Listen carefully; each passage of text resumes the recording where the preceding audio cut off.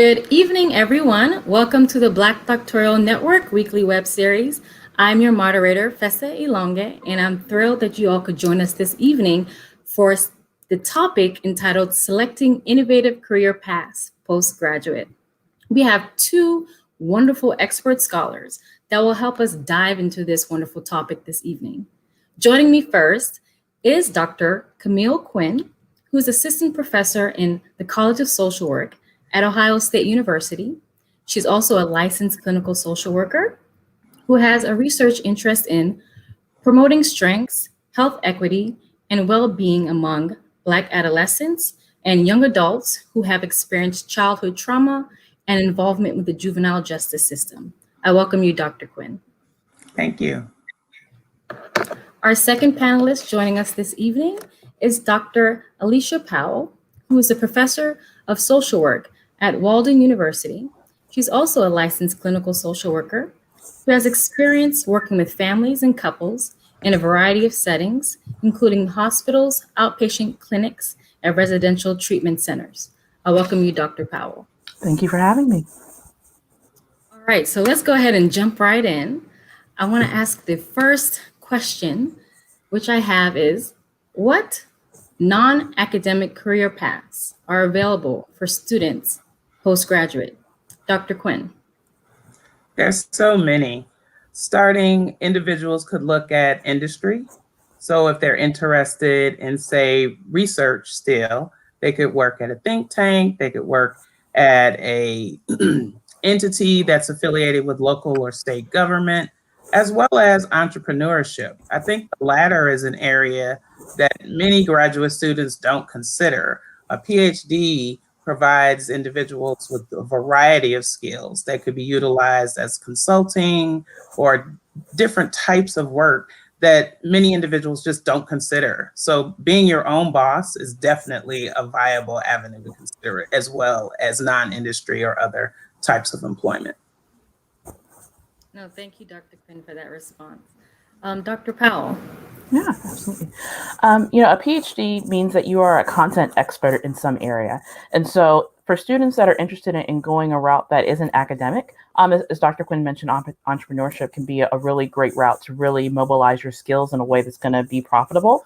But additionally, there's often a lot of opportunities in certain companies and in administrative roles where you can be the director of a department or entity that's fairly closely related to the topic of interest or your PhD program in general. So I think it's important to keep your options open when thinking about positions that are outside of academia, and don't be reluctant to think outside of the box.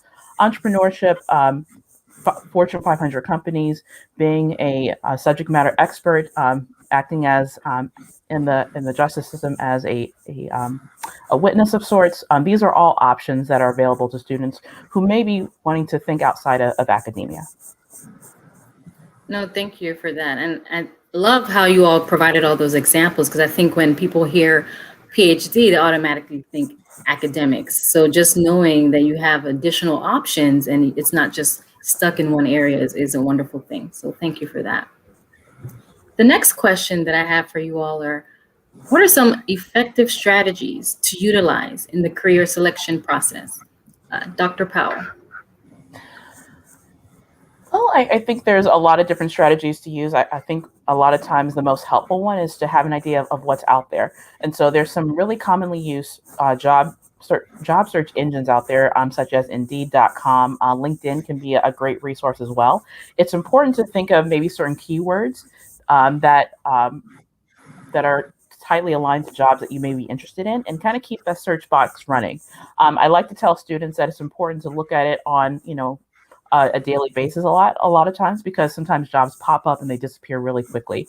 And so it's important to kind of have an eye out for what's out there. For students who are interested in moving to a different geographic location, it's good to put like the state or the city that they're looking for a specific position in. For students who may have some more flexibility or may just want to have a more broad search out there, it's good to type in remote for the location, or just search by state, because that's also going to give you access to see what's out there as far as the job search goes. I also encourage students to be really intentional about what jobs they apply for. A lot of times when you're looking for a job, it does tend to be a numbers game. So the more jobs that you apply for, the more that, there's a better chance of you getting some callbacks and some interviews. So it's important just to keep that in mind, that sometimes it is important to put out 2 or 3 applications per day in an area that you're interested in to get the type of feedback that you need. Thank you, Dr. Powell, for that. Dr. Quinn. I love Dr. Powell's response, and I would amplify it by saying that this is really a third career for me. And one of the reasons that I think it has been as interesting and effective as it has to date is because of my network. I can't underscore the benefit of knowing people throughout different walks of life. For example, being a member of the Black Doctoral Network, other organizations that may be specific to your discipline, industry, being involved in the local business chamber of commerce in your community. All of these are areas and entities upon which you can build a solid network. And I would go beyond your local community and think nationally, even internationally. We live in a global society. So being able to identify individuals across the water, across the pond, across the traverse land, etc., I think that's important. And oftentimes as students, we may be confined to the very space that we're in, the university, the building, the discipline, our cohort, when in fact, because of something like cohort, we've now all become remote. So Dr. Powell's point about thinking remotely and considering I could work in Tahiti. This is really a reality today, given where we've been in the last year and a half. So I really think that being able to consider, as she said, thinking out of the box, but always, always, always building your network of support and thinking of individuals who are not necessarily just like you or not doing what you want to do right now, even 5-10 years from now. Because one thing that COVID has taught us is that we really have to be flexible and able to be responsive in ways that we have never, ever had to be, at least not in my lifetime. No, thank you both for the wonderful responses. And I think you all highlighted what's really relevant. COVID-19 has taken everyone out of their comfort zone. So thank you for all for those wonderful strategies. So the next question that I have is, how important are academic institutions in supporting graduate students' integration into the workforce? Dr. Quinn. I think they're very important. The institution provides a vehicle to socialize students within the content area that they are learning, where they're matriculating, but also for individuals to understand the university in and of itself, that community, and how you become oriented into social capital across education, employment, and different types of avenues that would be useful to what your life could look like outside of that institution. The role, I think, of the institution has changed and ebbed and flowed over the last several decades. We've seen a decrease in the number of tenure track appointments in universities of all types, whether it's research, teaching, or research intensive type institution, which should tell students as well as faculty, individuals like ourselves, that we have to be very mindful of the changes in society and what is going on in the particular institutions we're at, as well as institutions we may want to be in. So the idea that administrative faculty or positions have skyrocketed in the last 10 years is something that we should note. It may not necessarily be the case that those individuals who teach you or mentor you may tell you that, because part of what they're there to do is sell you on academia. So you have to be thoughtful enough and interrogate and find out, is academia really what I want? I was not sold on academia as a doctoral student. And it really wasn't until I went to training at the University of California at Berkeley on youth violence prevention and heard someone speaking who really challenged me around, why not have your voice out there in writing that's talking about, describing, illustrating what's happening with young Black adolescents and young adults with regard to justice involvement. And that really took me back and made me think, he's right. I take issue with a lot of what I've read and what I've been trained on. And so I do appreciate the opportunity to be able to write myself the narrative that I think is more aligned with the reality of what young people of color, particularly African American and Black young people, see and experience today. So the institution has a responsibility, but the bottom line is the responsibility lies on that student, that individual of themselves. No, thank you, Dr. Quinn, for that response. Dr. Powell. Yeah, I definitely want to talk more about the personal responsibility piece. And I think Dr. Quinn made an excellent point as far as just the role of the institution. But I think that, with students, a lot of times they don't necessarily always know what they want to do with their career path. And so a lot of schools do have career services where you get to take a career inventory, where you get a chance to kind of look at your skill set and have somebody talk to you about ways to format your resume. Those are all part of the services that a lot of schools do provide. And I think that's a very needed resource, especially for students who may not necessarily have a lot of professional experience, but do know that they want to work in the field in some way, shape, or form. And so I think some of those services, like the career services, like offices and resume and cover letter writing, are all important resources. But then additionally, I think it's also important for the student to really get plugged in.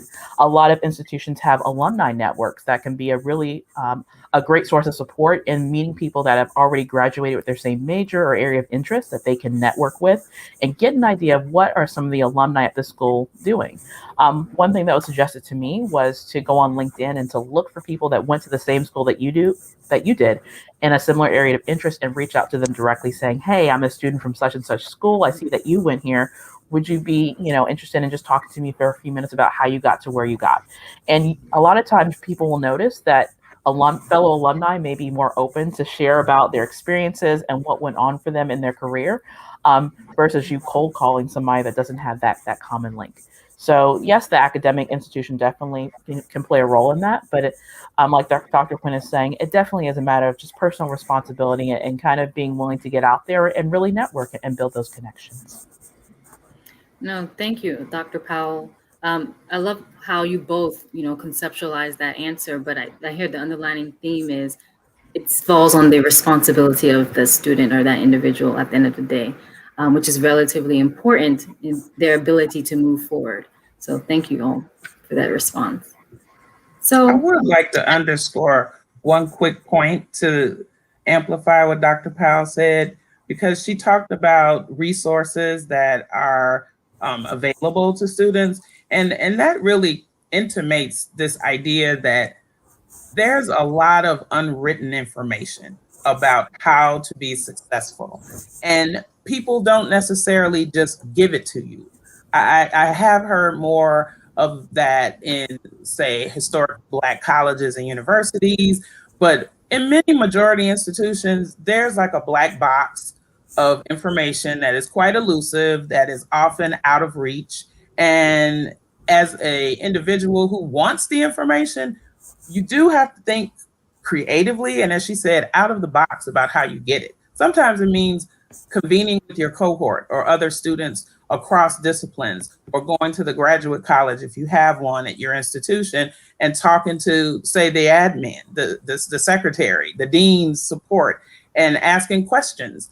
You'd be surprised at the amount of information that people have that is often untapped because people don't know what they don't know, and they don't necessarily know what to ask or where to ask.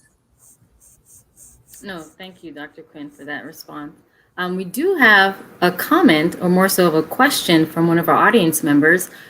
So Felix states, what are opportunities, I would say more so available for international students? Dr. Powell. I think international students can face a unique challenge when it comes to school here in the States, and what's available to them based on, I think, the visa process and what it means to be employed. A lot of times schools also have maybe some resources available to international students where there's usually a department that's designed specifically to meet the needs of international students, which can be a great starting point as a resource. But additionally, a lot of times alumni, as I was mentioning before, can be another good resource to use to network, especially when it comes to, needing sponsorship or seeking employment. A lot of times alumni can be a great kind of first contact in order to maybe start to make some of those connections that would lead to employment outside of the educational environment. Thank you, Dr. Powell. Dr. Quinn, would you like to add anything? I would agree. I think most institutions try to meet the needs of international students. Some do better than others, and a lot of times it boils down to the amount of resources. The institution that I'm at is a very large institution. We have a significant number of international students, and there are resources for them. As Dr. Powell mentioned, resources for visa support, where in our college in particular, they will underwrite the cost of some of those expenses for students, but more as well as faculty. So doing your research ahead of time, I think, is really important, because some of the most challenging experiences you have are just acclimating to being in a graduate program. So having additional challenges outside of that could impact your ability to be successful and have a somewhat seamless transition, similar to not having the kind of support that you need as an international student, are huge. And those are things that you really do want to try to think through on the front end. But there are also international student organizations. We have several. We have actually a unit on our campus that is dedicated to international students. So there are resources and support that I think Felix would want to consider in making that move in terms of his next step for his education. Thank you both for answering that question so wonderfully. As you can see, a lot of the audience members are engaged and loving this conversation. And for those that are tuned in, please feel free to share, like, and comment, or ask any questions. Our wonderful panelists here are ready with the information to answer these questions for you. So thank you. So moving on to the next question. I know we briefly highlighted COVID-19 in the beginning part of our conversation, but the next question that I have is, how has the COVID-19 pandemic impacted the career selection process? Dr. Quinn. Well, I think for many graduate students that it has pretty much toppled it. It has taken everything I know as a mentor, based on my own experience searching for faculty appointments or postdoctoral fellowships. It has really, in many ways, been an equalizer. And I don't know that it's been an equalizer in a really good way. I think part of the challenge is that there are fewer positions across the board.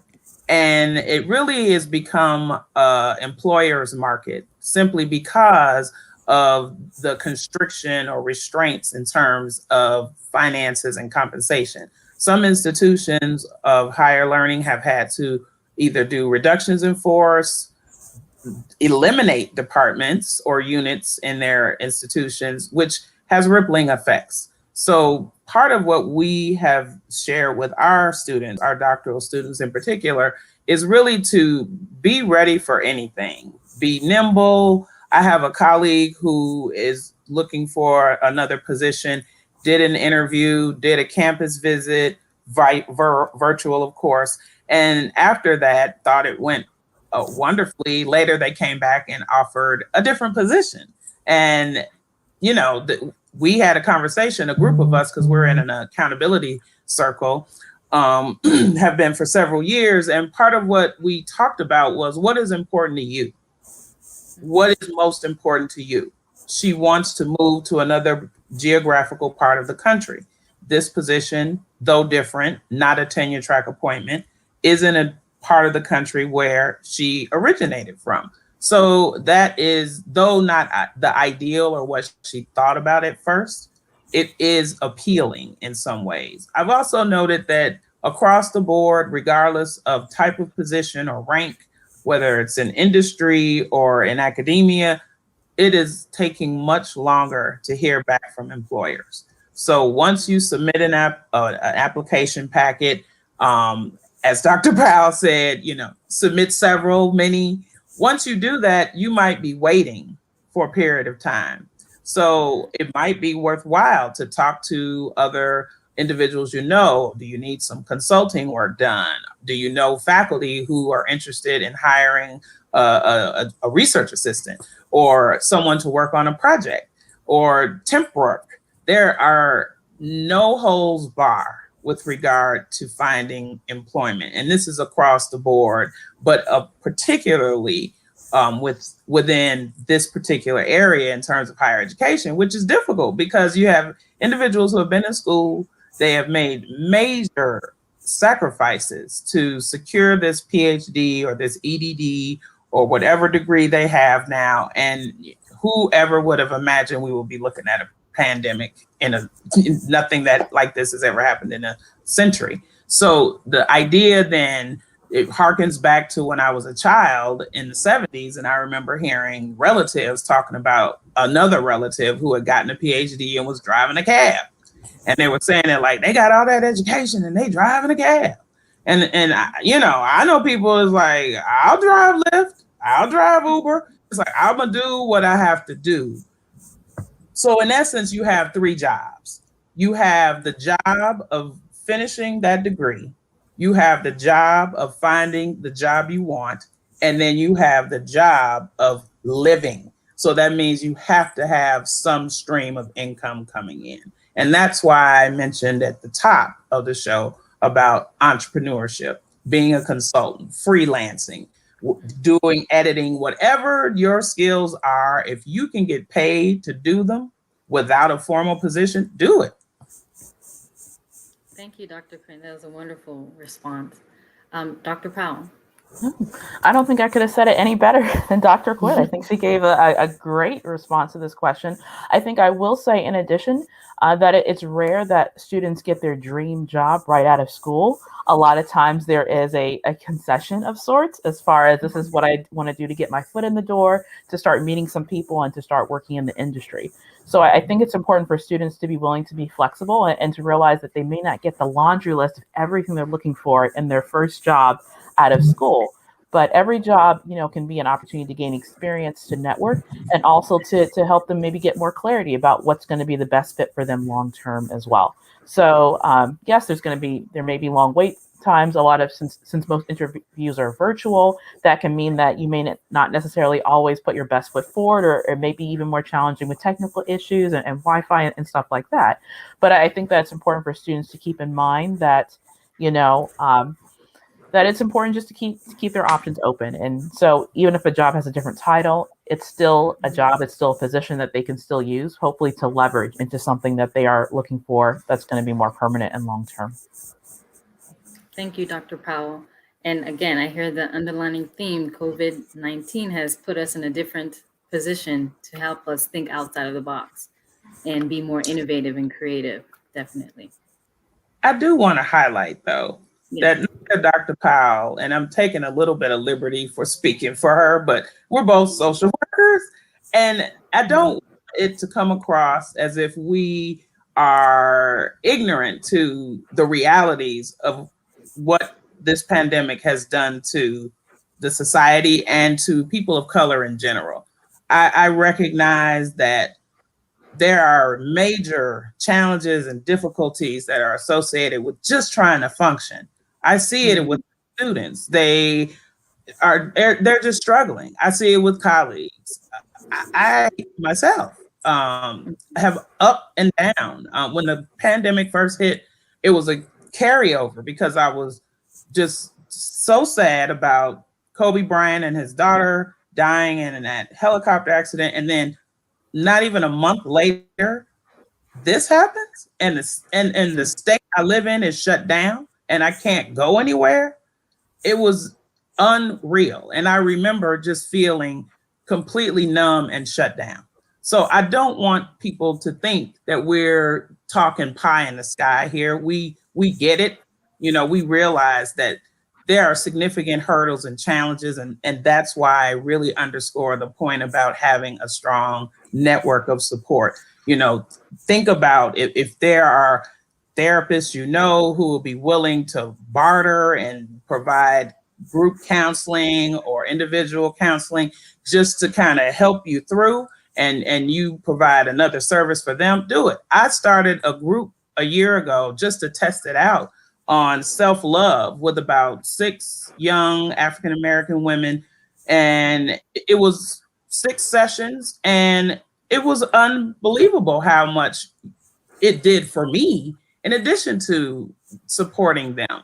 So I can't underscore how much we've been through as Black people, as people of color, and we continue to go through.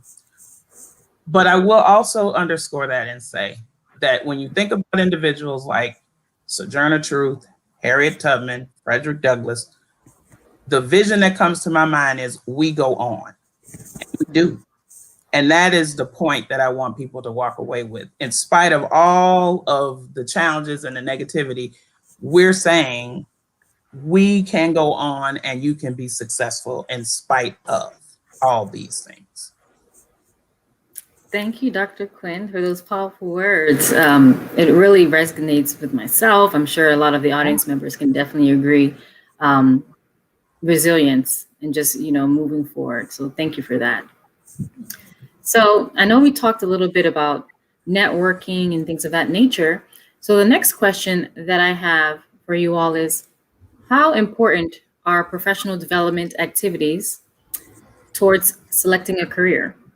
Dr. Powell. So I think of professional development activities as kind of getting a taste of what is, and a lot of times in the professional world.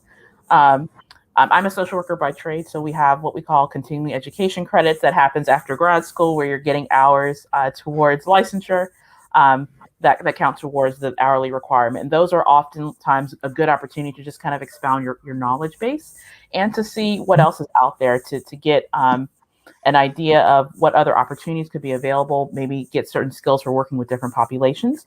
I think that resources like that, such as professional development activities, can be so crucial in just expanding your knowledge base, but also helping you to embody what it means to be a lifelong learner, and to also hopefully give students more clarity on what path is going to be the best fit for their personality and what they want to do moving forward. So I think there's a lot of value in professional development activities.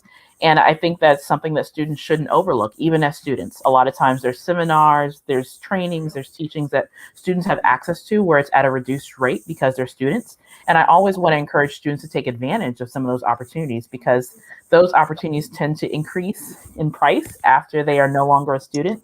And so it's always worth it a lot of times just to make that extra effort and to go to some of those activities and trainings that are available. Thank you, Dr. Powell. And Dr. Quinn, what are your thoughts? I concur with that 100%. The idea of being a lifelong learner is pretty evident for anyone that wants a PhD or an advanced degree. I do think about it too as it's an investment in yourself. There are, as Dr. Powell said, continuing education. I know I have a colleague who got an MBA after they got a PhD. I know individuals who, there's always some type of training. They want to learn a new method of statistical analysis, or they want to learn about, say, community-based participatory research. All sorts of things that you can learn. There's also, which could be, a little more pricey, but again, negotiable.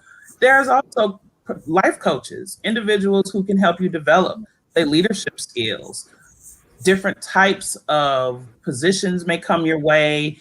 You get promoted from assistant to associate to full. You take on administrative tasks and duties, and those roles will require different sets of skills. So being able to consider, where are my gaps? I try to constantly assess myself and talk to people that I trust to get their perspective on things that maybe I could improve upon, or things that I would like to do that are different or new. those are ways that you can continue to invest in yourself, I think, and build as most of well-rounded type of skill set that you possibly can. And also self-care, please. Like, you have to be able to just let loose. And one of the things I miss most about the Black Doctoral Network is not being able to see people in person or any conference. It dawned on me the other day, I was emailing someone and I was like, man, I haven't seen this person in 2 years. This is so sad. So my hope is that as we move in this direction that is post, pandemic, that there's even a more intentional approach to think about how do we think about professional development? What does that look like? And how then are we investing in ourselves and each other? Each one. So as Dr. Powell said, as you graduate, you're no longer a student. I support students that, have limited funds. Even some of my colleagues, there are times where we'll cover each other for certain things, simply because I believe that we are communal people and we all benefit when we all benefit. Thank you, Dr. Quinn, for your response. I love how you all answer that question. It seems it's a very broad question, and it requires the individual definitely to think outside the box and be different and intentional, like Dr. Quinn stated. So thank you for that. So the next question that I have for you all is, how significant are collaborations between academic leadership, local organizations, and other stakeholders in providing job opportunities for graduate students? Dr. Quinn. I think they are very important. First, the community organization is really where the rubber meets the road. As Dr. Powell said, we're both social workers. I was a practitioner for 15 years at direct service and as an administrator before I got a PhD. And the idea of having a colleague who would say, hey, this institution or this organization is engaged in X, Y, and Z. Did you know that? No, I didn't. They could use your background, your skills. That type of knowledge, I think, or capital is really what I would refer to it as. It's critical. Being able to kind of have your ear, eyes, nose to the ground. Dr. Powell mentioned different websites, checking those websites regularly. I'm a researcher, so I often check the National Institute of Health reporter site. Who's gotten what grant? What is the grant about? Looking for different types of opportunities to engage and collaborate, not just locally, but, across the country. I did a postdoctoral fellowship at the University of Rochester Medical Center for 2 years, and I still collaborate with individuals there.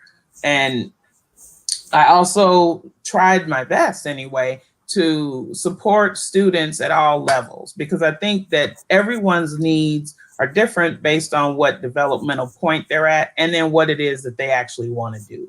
So being able to identify the resources at the institutional level, the community level, those are critical skills. And a lot of times students need to engage mentors, whether they're local mentors, individuals outside, they could be at your church, they could be your next door neighbor. I remember talking to one student and they were asking me about a particular internship they wanted to do, and it's really competitive.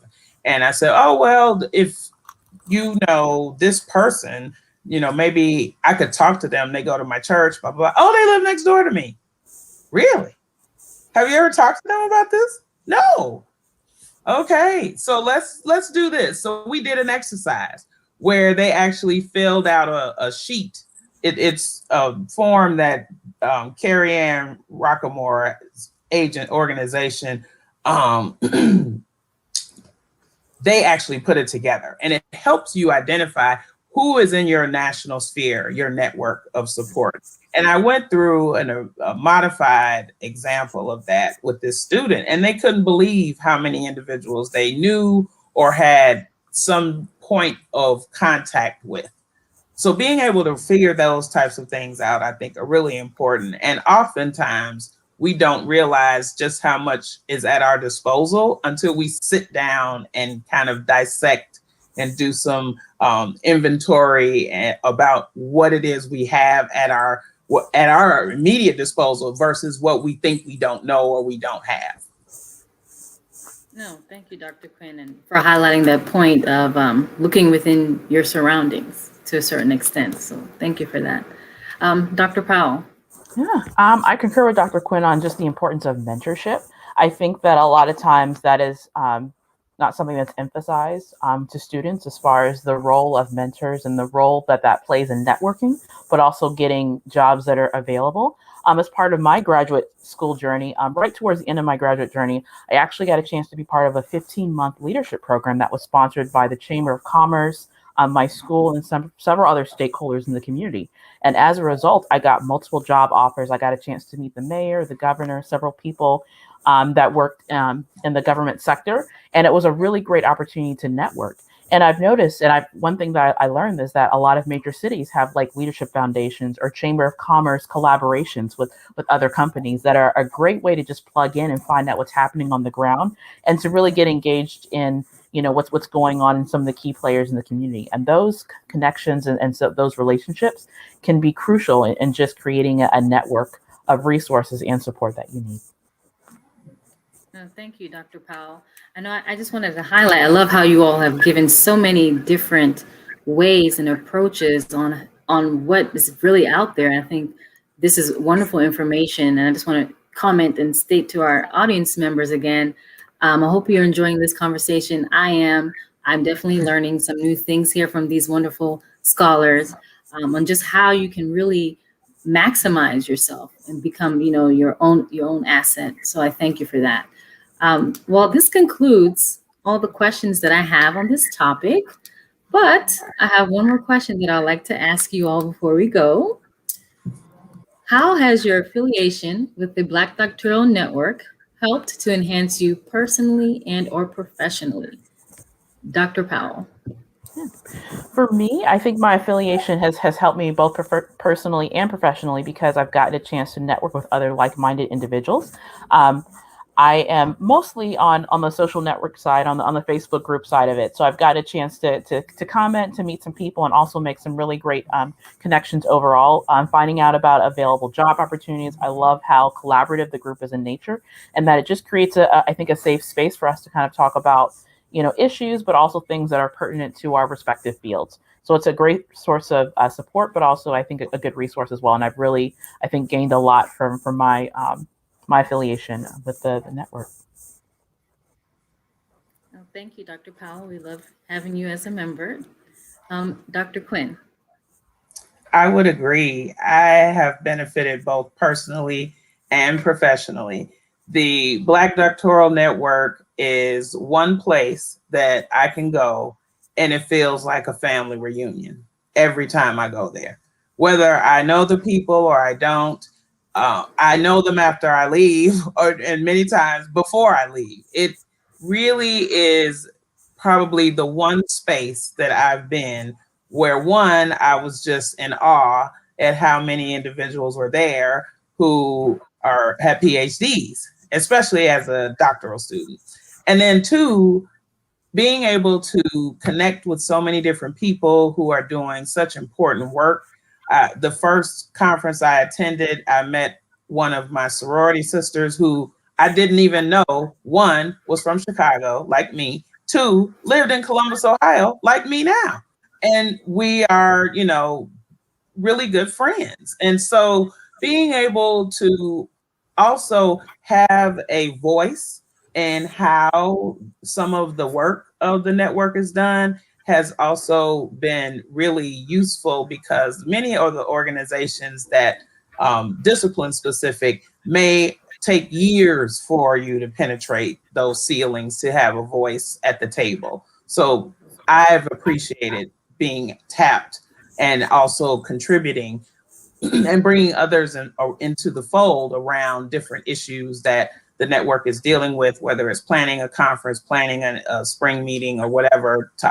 Opportunities just like this conversation starter have been wonderful. So I think it's been beneficial personally and professionally. Well, thank you, Dr. Quinn, and for all the contributions that you have done and will continue to do for the BDN network.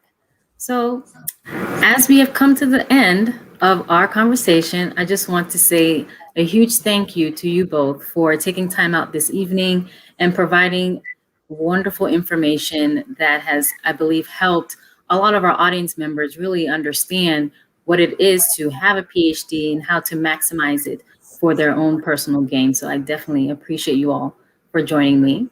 If you don't mind taking out some time just to let the audience members know how they can get in contact with you for further discussion. Dr. Powell.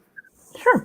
The audience can get in contact with me via email. It's just my name, aliciapowell@gmail.com. No spaces, no periods. Super easy.